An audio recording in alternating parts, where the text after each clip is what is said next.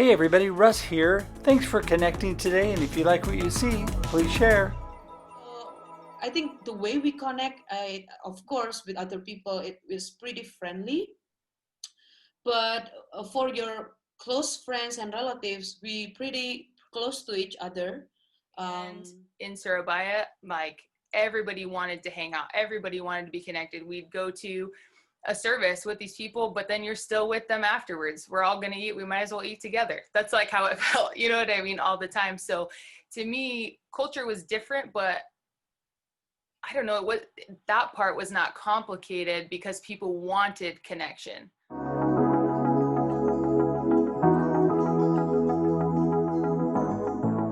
Do you want to know how amazing people connect? Well, you're in the right place. Welcome to Marketing with Russ, aka #RussSelfie.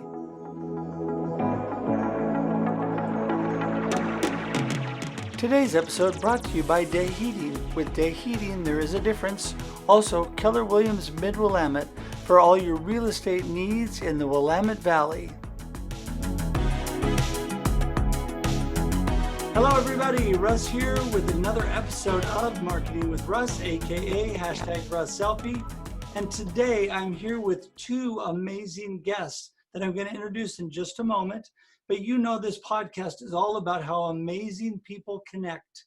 And these two have connected from different places and have come together to work in ministry in another country. And I'm just going to talk with them today and ask some questions all about how they connect through their ministry, through the people in their community, and we're just going to have a nice conversation. But before we hop into that, I wanted to remind you, my name is Russ Hedge, and I'm coach and motivational speaker, and I love to connect. I love to help people, and if you want to find out more about me, you can go to russhedge.com. That's my website. Get all the information on me, all my social media, and everything is available for you there. Again, that's russhedge.com for more information on me. So without any further ado, I'm going to change the views and bring in my guest for today. And here to right on the top of the screen with me is my daughter, Kyla. Say hi, Kyla. And then down below us is Bebe, and she is in Indonesia. And so today we're going to start with Bebe first. And Bebe, tell us a little bit about yourself, where you come from, and how you got into ministry. right. So thank you, Russ, for inviting me. Super exciting to have this conversation with you and my best friend Kyla, all the way in US. Um, My name is Widianti Gunawan Wijaya, so like that's my full complete Indonesian name. But I know it's difficult to pronounce, so you can just call me Bebe. Currently working in ICA as a full-time staff right there. I'm the worship pastor and also the volunteer pastor in ICA Surabaya. It's an international church, and we don't have too many international church in our city, but ICA is part of Assembly of God, and I think most of you know that in US, and we're part of Assembly of God. And I think that's all about me. Yeah. And I do know that you did something before you got into ministry at the church. What were you doing pre-church days? Well, before I'm saying yes to God, uh, I went to Taiwan before, study Mandarin right there, study Chinese. I want to learn about my culture more there. And then I run my own business, um, small business actually. And I also have my own event organizer before. And I think I also taught like preschool, like kindergarten school, Oh, for about a year. So those kind of experience. Oh, I remember now. I also once like teaching, like lecturing in a university oh, after graduates.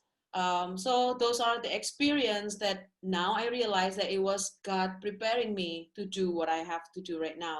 It was His way to prepare me to, be worship pastor and volunteer pastor in ICA somehow. And for the next period of life, I don't know what he wants to do with my life, but it's all up to him. that's awesome. That is so great. And you and Kyla first met when Kyla, she's been over there 3 times now. And she first came with her church and doing a missions trip over there. And you all met on the island of Sumba over there. Kyla, tell us a little bit about how you got over and met Bebe. Yeah, you know, it's funny. We talked about this later that we both like kind of accidentally ended up on the first trip that we met each other, which is funny. I was actually going on a different trip, and then the pastor just said, "Hey, would you consider going to Indonesia on a trip that is like medical and has nothing to do with like anything I'm qualified for?" And I was like, "Why not?" So then I ended up there and ended up meeting Bebe and the whole team from ICA, which is really cool, and has since grown to me knowing a lot more people from ICA over 2 trips in Sumba and then being over in Surabaya. Well, that is so cool. And I know, I don't know if many of you know this, but Kyla is my daughter. And so she's my little princess. And she went over there 2 trips to Sumba. And then the last time you were there, you went on a month visa and you actually worked with Bebe in the international church, right?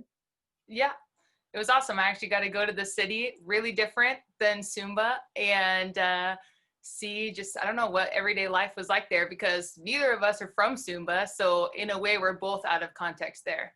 Yeah. Well, so now it's interesting because you come from 2 different perspectives. Now, baby, when you first got into ministry, and even maybe pre-ministry, what is it like trying to connect with people in your culture, and now trying to really find that connection through ministry? Mm. Uh, First of all, I think what matters in connect with people is personality, right? So Right. each one of us has different personalities. Some are introverts, some are more like talking to people, some are easily, talking with new friends and stuff. But for me, I think here in Indonesia, I don't know, Kyla, you're the one who can compare later because I've never been to US. I hope someday I got a chance so I can experience myself. But here in Indonesia, people are actually easy to talk with other people. Even you don't know them, but we're not that individualist, at least in my city though, at least in Surabaya. But in Jakarta, like bigger than Surabaya, I heard that more people are more individual, like I have my own, I have my own life. I listen to the music, and I don't want to talk with people when I'm on the street and stuff. So I think the way we connect, of course, with other people, it is pretty friendly. But for your close friends and relatives, we pretty close to each other. Um, what else? Like for family, okay, there's a lot of culture. There's a lot of race. How should I how should I pronounce it correctly in English? But my background is like Chinese, but I'm born as Indonesians, of course. We're Chinese people. We're pretty close to each other as well.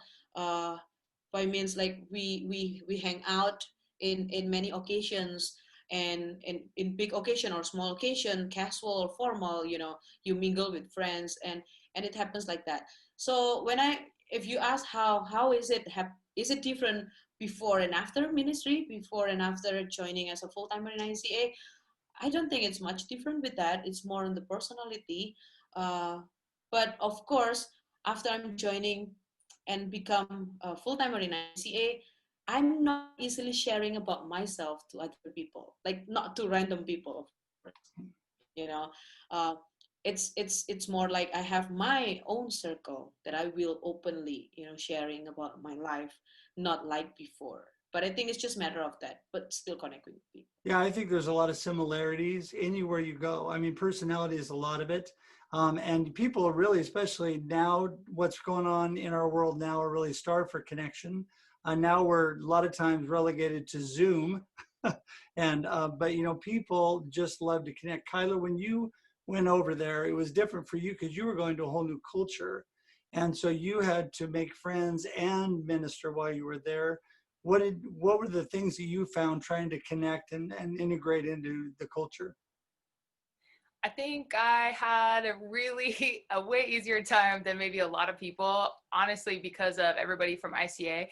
I don't know what everyone in Indonesia is like, but I do know what ICA people are like, and they make it really, really easy to talk to them, meet them, feel connected. So I felt like in Sumba and in Surabaya, like everybody wanted to hang out, everybody wanted to be connected. We'd go to a service with these people, but then you're still with them afterwards. We're all going to eat. We might as well eat together. That's like how it felt, you know what I mean? All the time. So to me, culture was different, but I don't know, that part was not complicated because people wanted connection. Right. It was very similar Mm-hmm. to what you're used to. And I think that's true. People start with a small group and then you expand from there. In connection, we're always drawn to certain personalities and certain people. So I just Well, think that's so neat. Go ahead. yeah, maybe there's this interesting things though. As Kyla mentioned about that ICA people, yeah, I learned that in ICA because ICA is like international community, and not a lot of foreigners, like scattered everywhere here in Surabaya, right? But in ICA we have more foreigner in one community. And I remember like 10 years ago, about 10 years ago, the first time I started joining ICA, I feel awkward at the beginning because typically here in Indonesia, not like mostly they're not familiar with English. So they prefer not talking with foreigners because they're afraid they cannot communicate well, right? But we in ICA, we learn and we communicate, and what I learned is that multicultural, cross culture is what I learned a lot in ICA. How to accept different culture, how to like make them comfortable and make yourself comfortable when you're with them. And I think that what makes Kyla easier because when she comes to Indonesia, she connects with ICA people where we already get used to this kind of ambience. So there's no like awkward or sungkan. Okay, this word sungkan is only in Indonesia. Sungkan is a feeling of hesitant, feeling of afraid looking back, or afraid of making you feel bad when you're close to me, something like that. So they just easily feel sungkan here in Indonesia. I think that's part of the uniqueness of Indonesian people. But in ICA, I learned to not being sungkan, to not being hesitant. Let's say if I want to ask you something, I won't feel sungkan, but I'm gonna ask, Russ, can I do this? Russ, do you think this is good? But outside ICA, probably not like that. Yeah. So I Well, think it's what Kyla mentioned though. yeah, no, I agree. I mean, I think you get into a circle where it's easier to connect, and some people break out of that easier than others. And I think the two of you have great personalities and really break out and connect quite easily with people, which is why you're so good at what you do. And so, but you're going to find this hard to believe, but our time is already up. And so what I wanted to close with today, first of all, thank you so much. It's so wonderful to meet you, Bebe, in person. We've communicated via Facebook and other things, but it's nice to actually meet you. And I know Kyla's glad to see you. But wanted to make sure you had a chance to give your contact information at the church if people are interested in finding out more about ICA and all of your ministry. Yeah, actually, it's my privilege to have communication with you this morning. It's like in Indonesia, it's morning. So if you want to know more about ICA, you can just go to icasby.com. And in our website, you can find everything. You can also find me there. Somehow there will be like contact names and stuff. And my Instagram, if you follow Instagram, just find me at, how should I say it? Widianti. It's pretty difficult to say that, but WIDIGW. Well, We'll link to that. We'll link to it for you so that people can find that. So, hey, that is so great. Thank you so much. Appreciate you taking time. And again, just a pleasure to actually meet you. And what a wonderful young lady you are. Really appreciate you taking the time. All right, everybody. It's been awesome to see you again. This has been Marketing with Russ, AKA #RussSelfie, talking about how amazing people connect. And until next time, have a great day and have a great life. We'll talk to you soon. Bye.